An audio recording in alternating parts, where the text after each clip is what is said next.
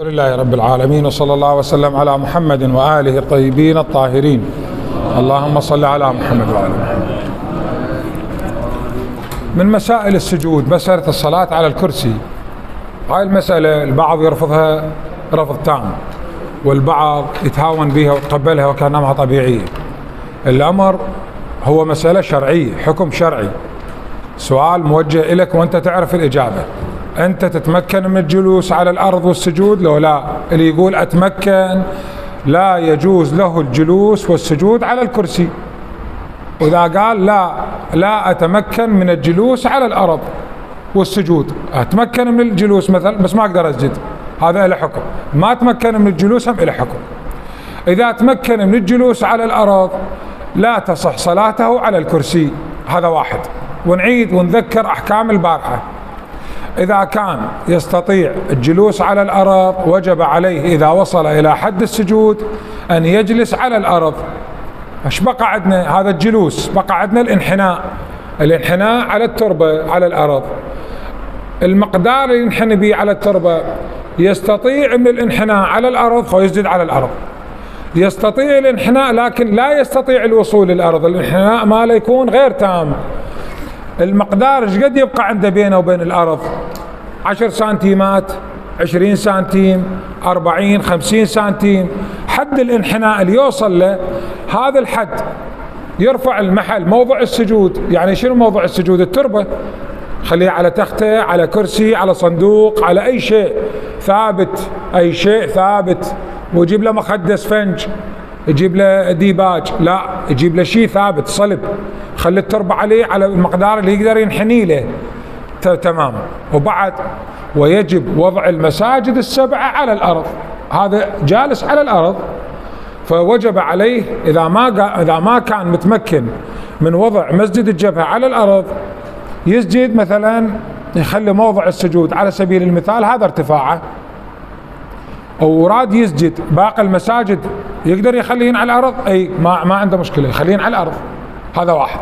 الثاني لا يستطيع الجلوس على الأرض. هذا الذي لا يستطيع الجلوس على الأرض ويصلي على الكرسي، يجلس على الكرسي. ما يريد يصلي على الكرسي، يسجد من قيام، هم يصح. مولانا يخلي له تربة. إذا كان على كرسي وأمامه طاولة أو فشيء مثل هذا يقدر يخلي عليه التربة، خلي تربة ويسجد. إذا ما قدر، مثلا كان من قيام يصلي يومي للسجود وهو قائم، ما لقى كرسي، يصلي من قيام ويومي للسجود. يستحب، مو واجب، يستحب له أثناء السجود وهو قائم أن يرفع موضع السجود إلى جبهته، يستحب. بس يريد يسويها، يريد يسجد براسه. واضح الحكم؟ اللي عنده شيء بعد المسائل إن شاء الله. زين. الأحوط وجوبا الجلوس قليلا بعد السجدة الثانية في الركعة الأولى والثالثة، يعني الركعات اللي ما بها تشهد ولا تسليم. مثلا عندنا الركعة الأولى لما تخلص من السجدة الثانية تقوم. الأحوط وجوبا أن تجلس قليلا. هذا القليلا مولانا أرد قدر تقدير. أنا ايش مدريني قليلا، ثانية، نص دقيقة، ايش مدريني؟ أقول لك بمقدار أن تجلس مطمئن وتقول الله أكبر لما تشيل راسك من السجدة الثانية وتقعد، تقول الله أكبر وأنت مستقر مطمئن، وبعدها تقوم للركعة التي بعدها. هاي الجلسة عندنا وين تصير؟ بالركعة الأولى بعد السجدة الثانية. هاي عندنا جلسة يسمونها جلسة الاستراحة. عندنا الركعة الثانية بعد السجدة الثانية عندنا جلسة شبيهة بها تشهد. عندنا الركعة الثالثة بالصلاة الرباعية من بعدها ماكو شيء بعد السجدة الثانية، هاي اكو بها جلسة استراحة تقعد لك شوية بعد السجدتين. بصلاة المغرب شو يصير عندك بعد الركعة الثالثة بعد السجدتين؟ تشهد وتسليم اصلا، يعني انت قاعد. وعندك بالرباعية بعد السجدتين بالركعة الرابعة عندك تشهد وتسليم. فيصير عندك الركعات اللي ما بها لا تشهد ولا تسليم. الأحوط وجوبا أن تجلس قليلا بعد السجدة الثانية. هذا الجلوس قليلا يكفي فيه أن تجلس مستقرا مطمئنا بمقدار شهيق أو زفير. بدل ما يكون عندي فراغ أقول الله أكبر مع رفع اليدين، تكبير. هو أكو تكبير مستحب بعد السجود، هذا التكبير المستحب بتجيبه وانت جالس. هذا المقدار الخاص بالسجدة الاستراحة. عندنا سجود واجب، عندنا سجود واجب غير السجود بالصلاة. هذا السجود عندنا سجدات، 4 سجدات اللي هن سجود التلاوة يسمونه، سجود بالقرآن الكريم. إذا قرأت آية السجدة وجب على كل من يستمع بإنصات، يستمع بإنصات من قارئ حي إن كان مباشرا أو عبر البث، وجب عليه السجود. في غير ذلك لا يجب السجود. يعني مولانا بين مسجل، مسجل راديو، مسجل CD، أي شيء من وسائل الحديثة التكنولوجية، أو جابوا مثلا المرحوم عبد الباسط عبد الصمد يقرأ وقرأ آية السجدة وإحنا نسمع وإحنا رايدين نسمعها، سمعناها، واجب السجود علينا؟ جواب لا. شنو السبب؟ مو قراءة مباشرة، تسجيل. بالتسجيل لا يجب. تمام. ثانيا أنا سمعتها ما أنصتت إلها، ما رايد، أنا لا رايد أستمع للقرآن ولا رايد أنصت له. هو هذا فتح له قرآن بالفاتحة، الله يجازيه، ما أدري ايش قايل له، الفاتحة مع السوالف وضحك وشاي وفصل بيت فلان، بعد جايبين لنا قرآن بالفاتحة ينفع الميت وينفعنا، شو النبي. على كل حال هذا قرأ آية السجدة، أنا ما رايد أستمع له ولا رايد أنصت له، اجت آية السجدة بإذني، واجب عليه السجود؟ الجواب لا، ما واجب عليك السجود. لأمتى ما أنت بالك يمه وتنصت لآية السجدة، هذاك الوقت يصير واجب عليك السجود. مولانا وأنا أصلي بالصلاة وهذا قاعد يمي قارئ يقرأ قرآن وقرأ آية السجدة الواجبة مو المستحبة، السجدة الواجبة وأنا أصلي. نعم، الصلاة تصليها، شنو صلاتك؟ قال صلاة فريضة، قاعد أصلي واجب وقرأ. تمام.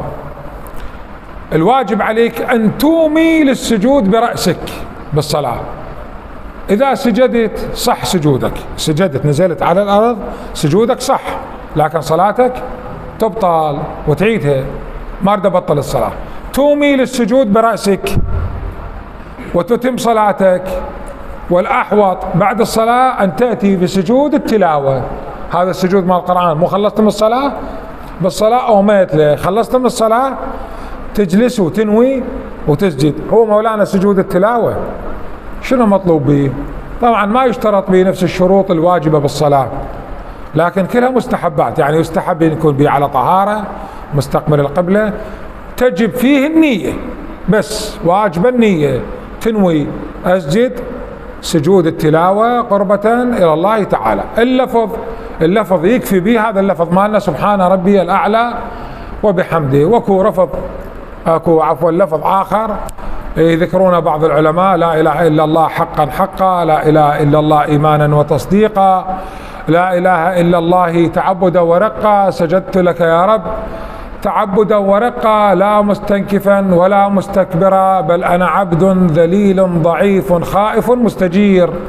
يذكرون العلماء هذا النص يعني يستحب ذكره. مراجعنا الله يحفظهم غالبهم منهم السيد السيستاني يقول يكفي أن تقول سبحان ربي الأعلى وبحمده بسجود التلاوة. ومن تنهض من السجود يستحب أن تقول الله أكبر بس، لا تشهد ولا تسليم. هذا بسجود سجود التلاوة. اكو آداب عندنا، مستحبات للسجود. من المستحبات التكبير. طبعا هذا عندنا احنا لما ترفع راسك من القيام من الركوع، تخلص من الركوع وتقوم، عادة شو نذكر؟ شو نقول؟ سمع الله لمن حمده، الله أكبر. هذا التكبير اللي بعد الركوع، أثناء القيام اللي بعد الركوع، هذا التكبير للنزول مال السجود. تنزل للسجود تسجد، يستحب رفع اليدين بالتكبير. وين ما تكبر وانت قائم وانت قاعد يستحب رفع اليدين. مولانا ولا رفعت ايدي بالصلاة بالتكبير، صلاتك صحيحة ما عليك شيء. لما تنزل للسجود يستحب أن تسبق يديك ركبتيك. من تنزل للسجود ايديك يسبقن ركبك على الأرض. وبالقيام لما تريد تقوم من الساجد وتجلس جلسة الاستراحة وتريد تقوم، يستحب أن ترفع ركبك قبل لا ترفع يديك. واضح؟ بها لبس واضحة؟ واضحة تمام. بالنزول يديك تسبق، بالقيام ركبك تسبق. زين. ويستحب بالسجود استيعاب الجبهة لموضع السجود، يعني هاي الجبهة هذا يسمونه موضع السجود، هاي الدائرة، هاي التربة أو غيرها، كل المنطقة المسطحة مالت الجبهة كلها تبسطها على مكان السجود، كل هاي. يعني لا تخلي المسجد مالك سجودك يكون طرف منه أو طرف منه أو الطرف اللي على الأنف، خلي يكون متوسط، الجبهة كلها تغطيها، استيعاب الجبهة.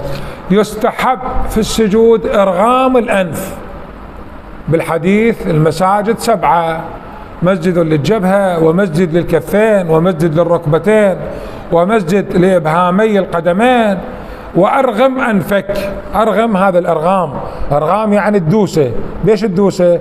لما تسجد على التربة خلي الأنف يصير على الأرض أو يتنكس يرجع، أو تخلي لك في التربة ثانية حتى تنكس الأنف، هذا أرغام الأنف من المستحبات بالسجود. بسط اليدين، هذا بسط اليدين، هذا ممتدة مبسوطة الأصابع، مضمومة الأصابع، وباتجاه القبلة أثناء السجود، محاذية للأذنين. محاذية يعني شنو؟ مقابل بالسجود، مقابل الأذنين، بس باتجاه القبلة. امتداد رؤوس الأصابع يصير باتجاه من؟ باتجاه القبلة. زين. النظر أثناء السجود إلى طرف الأنف، وانت ساجد نظرك يكون إلى طرف الأنف. مولانا أنا من نزيد أغمض عيوني، ما به إشكال، ما تبطل الصلاة، لأن هذا الحكم استحبابي. تكرار الذكر، التكرار الذكر يكون وترا، يعني إذا أردت تجيب شو تجيب؟ يا ذكر منهن الذكر التسبيح الكبرى سبحان ربي الأعلى وبحمده. الأفضل طبعا تكرارها 3 مرات، وأفضل منه 5، والأفضل من الجميع أن تكررها 7. يستحب للإمام بصلاة الجماعة التخفيف، بل نهي عن التطويل والإطالة بصلاة الجماعة. الذكر التسبيحة الصغرى سبحان الله تجيبها 3، إذا مو 3 5، إذا مو 5 7 بالفرد يصير دائما. الأفضل سبحان ربي الأعلى وبحمد، هو هذا الأفضل. زين. يكون سجودك على التراب، احنا عندنا السجود على الأرض وتوابع الأرض وما أنبتت الأرض مما لا يؤكل ولا يلبس، هاي كلها يصح السجود عليها. الأفضل مولانا، الأفضل اختيار التراب، هذا التراب تسجد عليه. هسه هذا تراب، هاي حجارة، يصح. عندنا روايات تقول عندنا الصحابة كانوا يسوون هيك، كان أول مرة قبل يحملون تراب بصرة ويفتح التراب بالقطعة مال قماش ويسجد على التراب، وبعدين شافوا هذا التراب بالمطر يتبلل، ما ادري شلون مرات تنفل هاي قطعة القماش ويطشر ويلقى بجيبه، فسووا قاموا يصنعون من عنده مصمت، حجر مصمت، ويسجدون عليه. هذا أفضل شيء التراب، يعني أفضل من الحصى والرمل وغير ذلك مما يصح السجود عليه. يستحب مساواة المساجد، والدعاء أثناء السجود مستحب، بالأخص السجدة الأخيرة، لا تخلص صلاتك وانت ما داعي. وأفضل دعاء طبعا أدعية كثيرة مذكورة اللي يريد يراجع منهاج الصالحين، لكن أفضل دعاء يذكرون العلماء: يا خير المسؤولين وأوسع المعطين، ارزقني وارزق عيالي من فضلك فإنك ذو الفضل العظيم. هذا الدعاء جدا يركزون عليه المراجع العلماء الأعلام. التورك في الجلوس بين السجدتين وبعدهما، هاي من الثني، هذا يسمونه تورك، هذا تقعد هيك على الورك، تقعد على الورك، هاي جلسة السجود، هذا مستحب، هو الأفضل. هذا غير جلسة يصير ما دام ماكو خلل بالاستقبال يصير، لكن أفضل جلسة الجلوس على الورك. هاي الجلسة هاي أعتقد أسألون عليه قبل كم يوم. طبعا هاي الجلسة بين السجدتين وبعد السجدتين، هم هاي الجلسة مالتك لما تقوم. زين. أن يجلس على يذب الثقل على الفخذ الأيسر، هاي جلسة تصير، هذا الأيمن وهذا الأيسر. بالروايات اللي أتخطر على بالي الجلوس على الجانب الأيسر كأنما أنت ترسل رسالة بصلاتك تميت الباطل، وإقامة اليمنى إقامتها يعني تخليها حرة، وهذا الكف يكون قائم تقريبا إقامة الحق والعدل وإماتة الباطل. يعني هالرسالة هالفحوى هاي أن يجلس على الفخذ اليسرى، أن يقول بين السجدتين، من يقعد من السجدة الأولى هسه صار بين السجدتين يقول أستغفر الله ربي وأتوب إليه، هاي بين السجدتين تحكيها، بعدين تكبر وترجع للسجدة الثانية. التكبير بعد الجلوس من السجدة الأولى، والتكبير للسجدة الثانية أثناء الجلوس، وضع اليدين على الفخذين أثناء الجلوس، هيك تخلي يديك على ركبك على فخذيك، مضمومة الأصابع، والأفضل أن تكون تجنيح يعني تفتح يديك هيك تفتحهن أثناء الجلوس. نعم، والتجنح.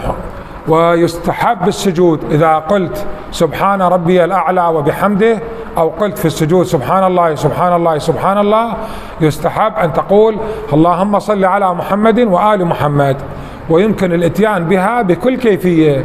اللهم صل على محمد وآله يصح، ربي صل على محمد وآل محمد يصح، اللهم صل على محمد وأهل بيته يصح، كل صيغة للصلاة على محمد وآل محمد الصح. اللهم صل على محمد وآل محمد. اللهم صل على محمد.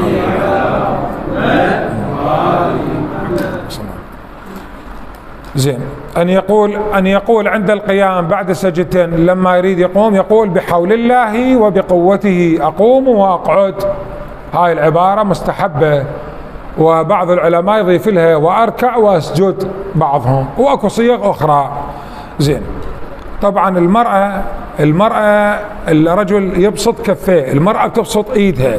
لما اسألك زوجتك من ترجع، هم يعطونكم مسائل بالمسجد، قل اي والله يطلع يعني ذا واحد يهتم يثقف عائلته، انا شنو سجودي كذا، تفهمها تقول انت الرجل يسوي هيك، انت لا تخلين ايدك بطن الذراع هاي كلها تسجدين عليه وتلمين جسمك اثناء السجود وتضم اعضائها. والافضل للمرأة ان تقرب بطنها الى الارض، تلصق بطنها وصدرها على الارض، ايش ما تكون اقرب للارض يكون افضل، بينما الرجل يستحب له ان يتجافى عن الارض، يتباعد ينتشر. المرأة يستحب لها ان تضع ركبتيها عند النزول قبل يديها، عكس الرجل. لما تنزل المرأة، الرجل ينزل مطأطئ منحني، المرأة لا، تنزل وهي قائمة، وهي قائمة تقعد تخلي ركبها وبعدين تسجد. صلى الله وسلم على محمد وآل محمد. صلى الله على محمد.